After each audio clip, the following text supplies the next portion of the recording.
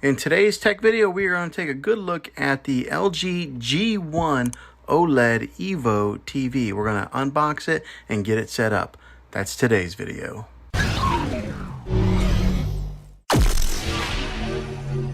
So this is what the back side of it looks like. It's just laying face down. Here's another good look at just how thin this TV is from there to there. But this is where all the brains of the TV are. The ports on the back, you get a USB 1 right here, but also there's a USB 2 and 3. So you get 3 different USB in ports. When it comes to the HDMI ports, that's what a lot of us will utilize. Right here is HDMI 1. There is your eARC HDMI, so if you are a gamer, that's where you're going to want to plug into right there. It's got a third HDMI hookup there, and then right there is a fourth HDMI. Also, it's got a spot for you to hook up your antenna if you're still doing that. Right there's your LAN port to hook up your Ethernet cable, a digital optical out, and then right here are an audio to hook up like some, it looks like it shows a picture of headphones. Here's a SBC only, so I don't know that I'll utilize those, but that's what the back looks like there. Over here on this side is the power cable that is attached. Right there is the back portion plate where you mount the back portion. You get your Magic remote here. That's really popular when it comes to the LG models because it's got the pointer and a scroll wheel. You get your screws to mount the plate on. The name brand of the batteries is called Bexel.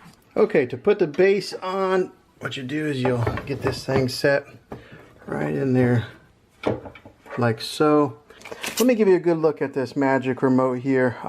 The preset buttons that they've already got pre-installed is Netflix, Disney Plus. Right there brings up like your LG menu. It's got an Amazon Alexa button, LG channels, and then Prime videos. I just set off my Alexa device talking about it. Also, it's got your home button, mute button, microphone so you can talk into it. This is the profile of the remote. I mean, it's contoured so that way you can put so it holds really nice in your hand, your fingers underneath like that. But okay, once you have the back base on, in order to keep it stabilized, you got to put on the metal plate. Now the way to do this is you got the front of it right here. You just kind of angle it and then position it just like that. Now there are 3 screw holes here to keep a watch on, so you're going to want to align the plate so that those 3 holes match up there. Then screw your screws right in here to stabilize that plate. Okay, I will be honest with you guys, LG did not make that easy to put those screws in there. So LG, if you watch this, you might want to improve the engineering on this and make those screws a little bit easier to get into there. You just constantly screw, and it's hard to find the hole on there. They don't match up very well, so be prepared to get a little frustrated. Position it nice and black. I wonder how long it's going to stay that way before my kids or myself end up touching the screen. But let's go ahead, plug it in, turn it on, and get it set up. All right, so we're all paired up with the remote. And it gives you an option to either do the installation method with the mobile device or a TV. I'm just going to do it right here on the TV. All right, so then you'll come to the terms and conditions screen. Just click next. I went ahead and select all. I mean, who actually reads all those terms and conditions? And then click more. All right, so here's where you would connect any of the things that you have connected to your TV normally, like a DVD player, maybe a Roku device, or anything that you would hook up with HDMI. You would then get it connected to your TV and then click next. Okay, so the only thing I hooked up was a Roku device. As soon as I did it, it automatically recognized that it was an HDMI 1 and it named it Roku. So if you are hooking up like a PlayStation or Xbox, you would then hook that up now. And it looks like my Magic Wand just got recognized on here. All right, so if you do have a TV antenna, you can get it hooked up right here. And when you hook it up through your coax cable. I do not have it, so I'm just going to go ahead and click next. All right, so if you don't have a TV, or if you don't have any kind of cable or antenna hookup, you just go, I don't have TV service, and then you click next there. You'll enter in your zip code. Why? I don't know why, but they ask for it. All right, so also if you don't want to use the wand or the mouse on there, which to be honest, I don't know that I'm a big fan of it. You can actually just go ahead and click down and use the regular remote while you're pushing in the buttons. I prefer that. You may prefer the mouse.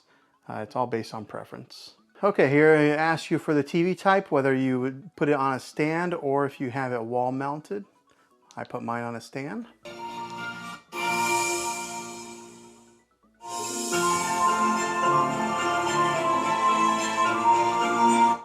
Okay, so you can see the sound difference there when you let the artificial intelligence take control there on the sound in the picture.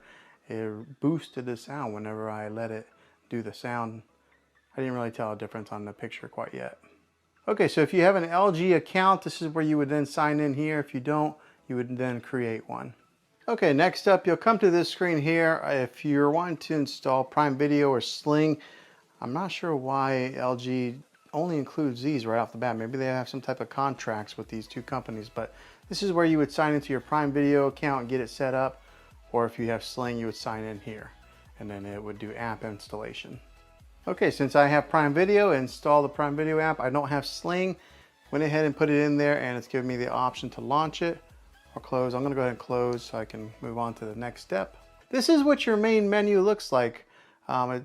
Again, the magic wand automatically comes on, but it does have, this is what the new web OS that LG is offering now has. So if you look on the bottom, this is your home dashboard, connection guide. This is Apple AirPlay, where you would then connect your iPhone or your iPad or maybe even a Mac to your TV.